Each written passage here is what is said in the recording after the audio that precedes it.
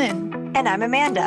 And this is The Pursuit of Badasserie, the podcast. This podcast is all about taking action and creating that badass business abundance and life that you want. Where we share stories, laughs, wins, and epic fails to show you the whole picture of the entrepreneurial journey. It's not just unicorns and rainbows, people. Jump on and follow us through this raw and witty roller coaster, where we get down and dirty and go behind the scenes of life and entrepreneurship. Get on it, get over it, and get after it. Hey, I'm Lynn. And I'm Amanda. Welcome to The Pursuit of Badasserie, the podcast. Yeah. We are going to talk today about a topic that was so important to us.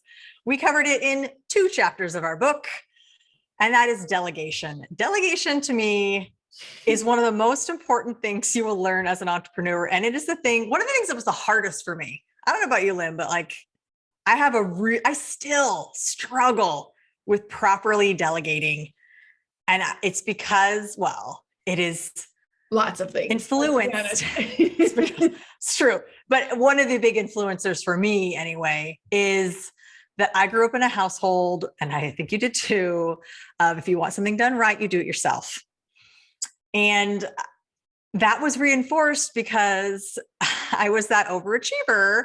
And as most people, any overachiever will know that if you put an overachiever in a group project in school, they're going to take over and they're going to hate everybody. And they're going to just realize they have to do all those things themselves. You get stuck with the slacker because the teacher thinks that you're going to influence them. No, you're just going to do the work for them. So it goes way back. It goes way back into my inability to delegate. However, it has been one of the best things I have learned. I still struggle with it, but learned as an entrepreneur, because it can't be all you. It can't. Well, I would even say that to me, delegation is one of the most important tools that we should use just as a life tool, not just as entrepreneurs, definitely as leaders and as parents, or even if you don't have kids, in any type of team dynamic or even partnership dynamic. Learning delegation can help. Really, the right way to delegate can really help build better company culture, better morale, better communication, camaraderie, closer partnerships, just more well-oiled, well-ran dynamics, right, with people. Mm-hmm. And I would agree, even though I teach on this, I train on this, I coach on this, I still struggle with delegation sometimes for several reasons. First of all, yes, I did grow up, I think a different context, but definitely I hear my dad, as you said it, if you want to direct it yourself, which he still says. And so I definitely hear that. However, I would also say that it comes from like the perfectionism to make sure everything's right. Like also a control thing, feeling, and because I'm such a doer, I like I've said on other ones, like the things that come easy to me come very easy to me, and I can do them very quickly. Right. And so 2 things there.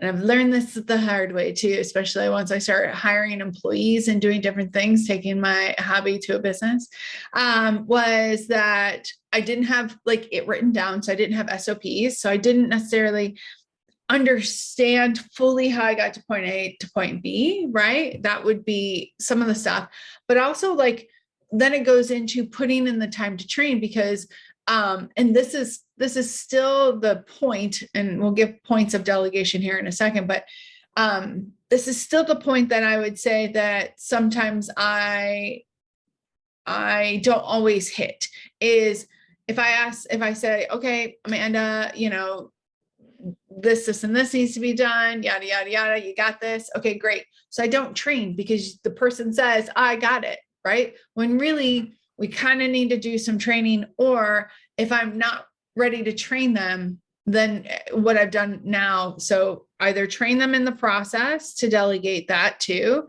And there's a whole process in that, like having the communication. But then also, if we don't have an SOP or a process yet, or if it's something new that like maybe my VA has a task, I have more patience with them because I didn't necessarily set them up for success in the best way that I could with that delegation. So I have more patience in the process because I know that I didn't necessarily have the SOP already for them to follow step by step or be able to train them, because it happens for me and I might not always see all the steps of getting from point A to point B.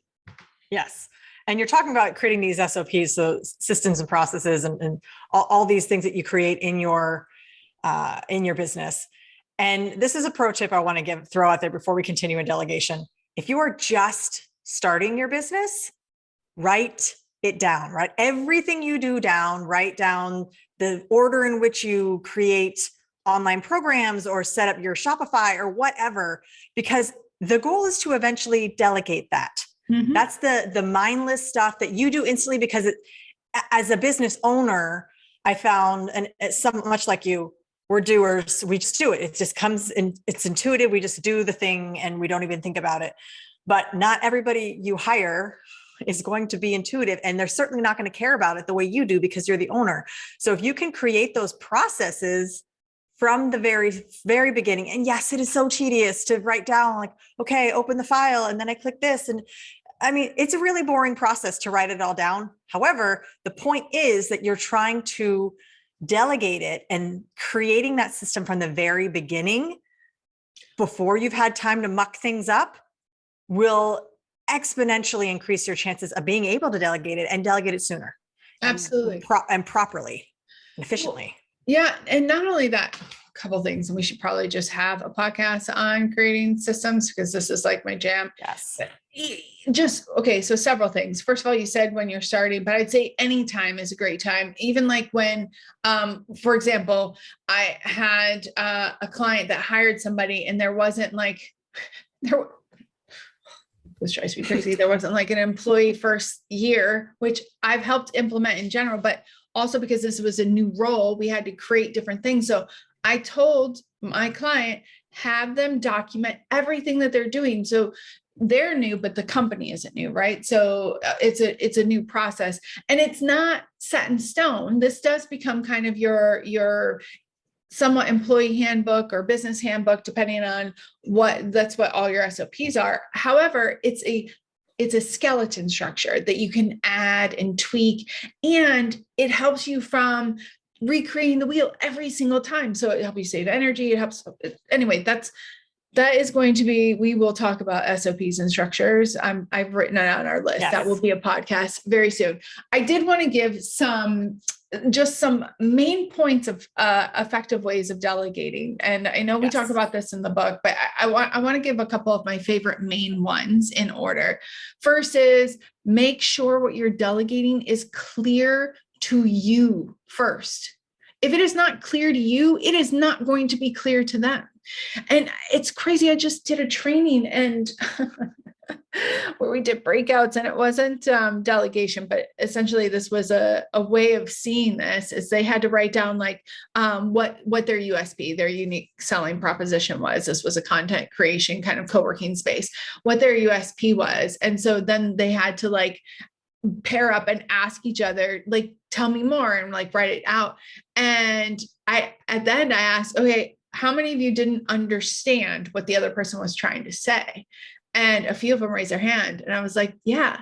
And I looked at the other person. I was like, it was clear to you or not clear to you of what you were trying to say in the USP? And some of them said it was clear to them. And some of them were like, actually, when I think about it, I don't know what I was trying to say. So this is really important with delegation, because if you're not clear on the end result, then how is your person that you're delegating supposed to be clear on the instructions and the end result? So make sure it's clear. If you can, choose the right person in their skills, strengths, and in their skills, and in their mental, and in their capacity strengths, right? So sometimes you don't have a choice, but a lot of times we do. So really finding the right person for the right job is essential. Then it is the whole training or training as you go. So like making sure that there's some kind of training or instruction of some sort. And also where I find people, I can tell a story about this one too with my ex, like he wanted me to handle the books, but he wanted me to do them exactly his way, which I didn't feel good about.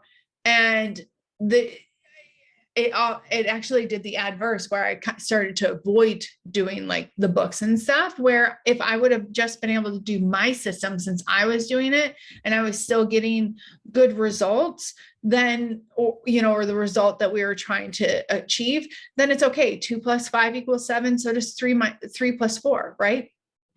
So sometimes it's just better. And some delegation, you have to have them follow a step by step. However, if they're getting to that end result, sometimes that's even better, right? Like sometimes they don't have to follow the in between. Yes, but I want to add something to that though, because one thing that was problematic to me in the past with doing that, like giving someone the ability to do 3 + 4 rather than 5 + 2, whatever. Math is hard. The point is,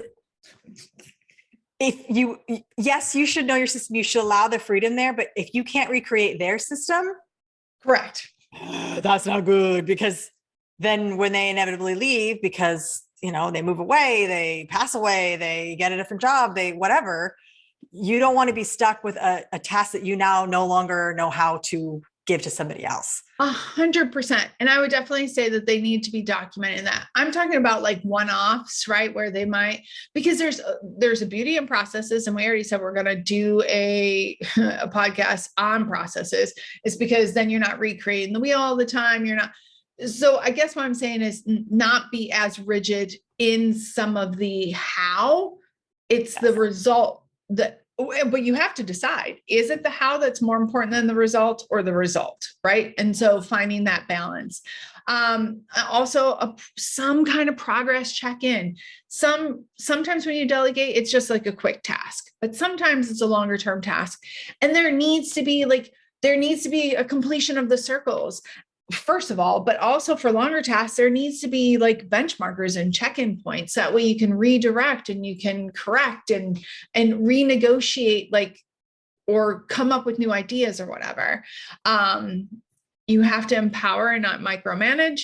And you also have to trust and verify and make sure that everything's completed, right? So that's completing the circle. And then the last thing I would say is just let go of the control. And some of us have a harder time than others on this call, even though we both really. I don't know what you're talking about, Lynn. Giving up control, that's never been my issue. Yeah. But those would be some of, if I was going to go off the top of my head, points, I would definitely say that you would, and I know there was I think 7 or 8, but it's easy when you get into the flow of it. Once you start practicing, it's like a muscle with delegation. It does become easier. It doesn't always become second nature for some of us, because we still have the controlling. And I'm speaking from my own experience. It is. Yeah. I will never be able to just, I think, well, it's not never, that's not true. It's not never. It's currently a challenge that I have been working on, and I will continue to work on until I feel like I am my best self with it, because I know that if I want to grow, I need to delegate more. That's just hands down. If you want, and I would say that's true with all business owners, absolutely, particularly my solopreneurs out there. If you want to grow, you need to have a way to delegate, because you can't grow if all you're doing is all the things that you have to do. No. So you have to delegate. So whenever you feel like I can't possibly delegate that because I'm the one who can do it best, just remember that you can't grow without delegation. Well, and it's funny, and I literally had this conversation last night, and I have it all the time, is a lot of times, especially with solopreneurs or even small businesses, they're like, well, if I can do it, I'm saving money. Actually, If you're the owner and which another podcast we're going to do is time worth value. We're probably going to revisit all of these topics many times because we're very passionate about it. Is if you're making $300 an hour and you hire somebody for $20 an hour to do the BS work and the busy work and like the things that were taking up time and not profit making actions, you are actually you're making $320 an hour. Like, I know it seems like you're losing even that $20, but you not only are able to bring in more clients, but also all that stuff is being done if you're doing something with that time. We're not saying delegate and sit on your ass and not do anything. Yes, no. If you have the time, but no, I think, and when you're thinking about what to delegate, I always feel the things you should look at, again, things that you are clear on, things that are easy to replicate, things that you can make a system for, things that take time, and not necessarily things that you don't know how to do. I mean, I think a lot of business owners do know how to wear all the hats, but you shouldn't have to wear all the hats all the time. So delegate stuff that takes time away from you. And then, also delegate stuff that you really hate. I mean, if you can do data entry and you hate it, then maybe delegate that first, because it is something that you can systemize. It is something you can teach to somebody else. It is something you understand. And it is something that's taking up time that you don't need to be spending, and it's soul sucking. So, I mean, not always, I actually kind of like that entry, but for certain things. Absolutely. But you want to delegate those things that you can from a time management standpoint. And so those are always the first things I look at is, does it take time? Can it be recreated? Do I know how to do it myself and how to explain it to someone properly?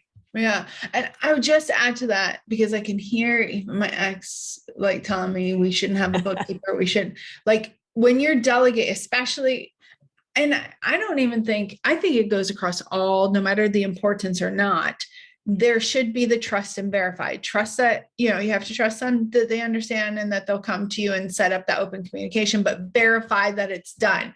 And especially when it comes to your numbers, you need to have 1 foot or 2 feet in that, not micromanaging because you delegated or hired somebody else.